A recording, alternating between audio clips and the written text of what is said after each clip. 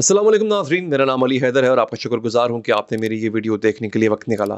آخرکار اسرائیل امریکی صدر کا قاتل نکلا۔ ڈونلڈ ٹرمپ آگ سے کھیلنے لگا ہے۔ امریکی مقتول صدر جان ایف کینیڈی کے قتل کے پیچھے اسرائیل اور زائنسٹ لابی کا ہاتھ ہے۔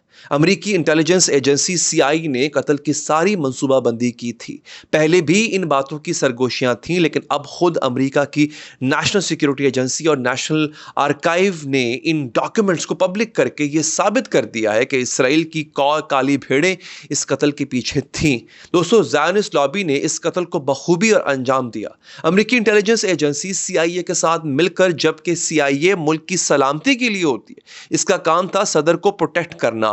لیکن میں آپ کو بتاؤں گا کہ اپنی پچھلی ویڈیو میں بلکہ بتا چکا ہوں آپ کو کہ امریکہ میں جان ایف کینیڈی کی خفیہ فائلز منظر عام پر آنے کے بعد ملک میں ایک بھونچال آ گیا، اور دیکھ لیں ناظرین، وہ بھونچال بالآخر آ گیا ہے۔ امریکی میڈیا سے لے کر پاکستانی میڈیا تک، اخباروں سے لے کر سوشل میڈیا تک، ہر طرف JFK فائلز کے چرچے۔ انکشافات سے بھری ان ڈاکومنٹس نے امریکی انٹیلیجنس کو اکھاڑ باہر پھینک دیا۔ یہ ایک بہت بڑا اور بام شیل ہے۔ ایسے انکشافات ناظرین جو میں اس ایک ویڈیو میں آپ کو پورے بھی نہ شاید بتا سکوں، لیکن میں پھر بھی کوشش کروں گا کہ اپنے ناظرین تک یہ معلومات جتنی ہو سکے پہنچاؤں۔ جان ایف کینیڈی نہیں چاہتے تھے کہ اسرائیل ایک نیوکلیر سٹیٹ بنے، کیونکہ انہیں اندازہ تھا کہ یہ شیطانی ملک کیسے کل کو اپنے ارد گرد ممالک پر قبضہ کرے گا اور خطے میں تباہی کا مرکز بن جائے گا۔ لیکن CIA چیف اور اسرائیل نے مل کر جان ایف کینیڈی کو دھوکہ دیا۔ ان کے قتل کے پیچھے کے جو محرکات تھے وہ بھی یہ تھے کہ اسرائیل کے ایٹمی پروگرام کو روکنا چاہتے تھے۔ جان ایف کینیڈی امریکی صہیونی کونسل کو غیر ملکی ایجنٹ کے طور پر رجسٹر کرنا چاہتے تھے، فیڈرل ریزرو کو ختم کرنا چاہتے تھے۔ اس کا مطلب کسی پراکسی جنگ کا امریکہ کو حصہ نہیں بننا، وہ یہ چاہتے تھے۔ ناظرین، اس کے علاوہ بھی کئی وجوہات ایسی ہیں، لیکن وہ سب بڑی وجوہات تھیں جن کی بنا پر امریکی صدر جان ایف کینیڈی کو قتل کیا گیا۔ ڈاکومنٹس میں یہ بھی انکشافات کیا گیا ہے کہ اس وقت کے CIA چیف جیمز انگلنگٹن نے جان ایف کینیڈی کی اسرائیل کی جوہری عزائم کو روکنے کی کوشش کو ناکام بنا دیا تھا، جس کی بنا پر اس وقت کے موساد کے سربراہ میرا امیت کی طرف سے ان سب میں سے بڑا صہیونی کے طور پر CIA چیف جیمز انگلنگٹن کی تعریف کی گئی تھی۔ یعنی کہ ناظرین، CIA چیف ایک صہیونی تھا۔ اپنی موت سے قبل وہ یہ اعتراف کر چکا تھا کہ آپ جتنا اچھا جھوٹ بولیں گے اور جتنا زیادہ دھوکہ دیں گے، اتنا ہی زیادہ امکان ہے کہ آپ کو ترقی ملے گی۔ ان ڈاکومنٹس میں یہ بھی انکشاف ہوا ہے کہ CIA کے ڈائریکٹر رچرڈ ہلمر نے خود CIA چیف جیمز ایلنگٹن کو اجازت دی تھی کہ وہ اسرائیلی خفیہ ایجنسی کے ساتھ مختلف پروجیکٹس پر کام کرے اور صرف مجھے ہی اس کی رپورٹنگ کرے۔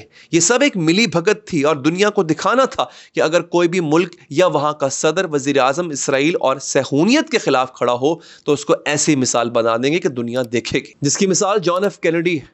وہ فلسطینیوں کے حقوق کی بات کرتا تھا۔ ان کی موت کے 3 دن بعد ان کو ایک خط لکھا گیا جس کا عنوان تھا صدر کینیڈی کا قتل صہیونیوں کی سازش ہے، اور کہا گیا کہ عظیم صدر کینیڈی کا قتل فلسطینیوں کے لیے ایک صدمہ ہے۔ ناظرین، خفیہ دستاویزات میں یہ بھی انکشاف ہے کہ ایک CIA کے اسپیشل ایجنٹ گیری اینڈرل نے قتل کے اگلے روز ہی ایک محفل میں اعتراف کر لیا تھا کہ جان ایف کینیڈی کے قتل میں ہمارے ہی CIA کے کچھ لوگ شامل، اور یہ بات کہہ کے وہ پھر خوف زدہ بھی ہو گیا تھا کہ اب اس کی جان جا سکتی ہے، اور پھر ایسا ہی ہوا۔ کچھ عرصے بعد اس کی لاش اس کے اپارٹمنٹ سے ملی تھی۔ اس کو سر پر گولی مار کر مارا گیا تھا۔ تو ناظرین، ابھی وہی کام ڈونلڈ ٹرمپ نے بھی انجام دیا ہے۔ وہ تو یہ خفیہ ڈاکومنٹس ہی منظر عام پر لے آئے ہیں۔ اس سے بڑا کام کیا ہو سکتا ہے؟ کیا انہیں ان کے نتائج کا علم ہے، یا کہ وہ کر کیا بیٹھے ہیں؟ کیا ان انکشافات کے بعد ایک بار پھر CIA کسی صدر کو قتل کرنے کا منصوبہ تیار کرے گی؟ کیا ڈونلڈ ٹرمپ کی جان کو بھی اب خطرہ ہے؟ اب تو صرف صدر کینیڈی کی خفیہ دستاویزات نے ملک میں زلزلے کا ماحول پیدا کر دیا۔ ابھی تو جان ایف کینیڈی کے بھائی رابرٹ ایف کینیڈی، پھر مارٹن لوتھر کنگ جونیئر کے قتل، ان کے راز بھی ابھی افشاں ہونے۔ میرے خیال میں ناظرین، ڈونلڈ ٹرمپ کو سنبھل کر رہنا چاہیے، کیونکہ یہ کوئی نئی بات نہیں ہے۔ اس سے پہلے بھی ان پر ایک قاتلانہ حملہ ہو چکا ہے جس کا الزام انہوں نے براہ راست امریکی اسٹیبلشمنٹ پر لگایا تھا، اور اب پھر ان پر کوئی قاتلانہ حملہ ہو سکتا ہے کیونکہ انہوں نے ملکی ایجنسی اور اسٹیبلشمنٹ کو للکارا ہے۔ صدر بننے کے بعد سے انہوں نے ابھی تک وہاں کی اسٹیبلشمنٹ کو صرف ذلیل ہی کیا، کبھی عوام میں ان کی پول کھول کر تو کبھی ان کے جرنیلوں کو نکال کر وہ کھلم کھلا اسٹیبلشمنٹ کے ساتھ پنگا لے رہے ہیں۔ تو ناظرین، صدر کینیڈی کا قتل امریکہ کی تاریخ کے متنازع اور پراسرار ترین واقعات میں سے ایک ہے۔ امریکہ کے مقتول صدر جان ایف کینیڈی 1961 میں اقتدار سنبھالنے والے امریکہ کے 35ویں صدر تھے، جنہیں 22 نومبر 1963 کو ریاست ٹیکساس میں قتل کیا گیا۔ اور یہ قتل کسی عام آدمی نے نہیں بلکہ امریکی فوج کے ایک سابق 24 سالہ فوجی باوری اوسولڈ نے کیا تھا۔ اس قتل کے بعد اس کو گرفتار کیا گیا تھا۔ پھر ایک بڑے مافیا سے تعلق رکھنے والے ایک اور آدمی جو کہ نائٹ کلب کا مالک تھا، اور اس کا نام تھا جیک روبی، جس نے اوسولڈ کو اس وقت قتل کر دیا جب اسے عدالت میں پیش کرنے کے لیے جیل سے باہر لایا جا رہا تھا۔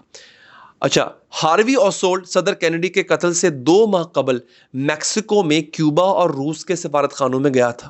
صدر کینیڈی کے قتل کے بعد کیوبا کے صدر فیڈل کاسترو پر الزام بھی لگایا جاتا رہا کہ وہ اس ساری منصوبہ بندی کے پیچھے کے ماسٹر مائنڈ ہیں۔ وہ وہی فیڈل کاسترو ہیں جن پر بعد میں 600 سے زائد قاتلانہ حملے ہوئے، لیکن وہ ان سب سے بچ نکلے تھے۔ ناظرین، یہ تھا ان خفیہ دستاویزات کا خلاصہ، اور اس پر میں مزید انکشافات بہت جلد آپ کے سامنے رکھوں گا۔ اپنا خیال رکھیے۔ اللہ نگہبان۔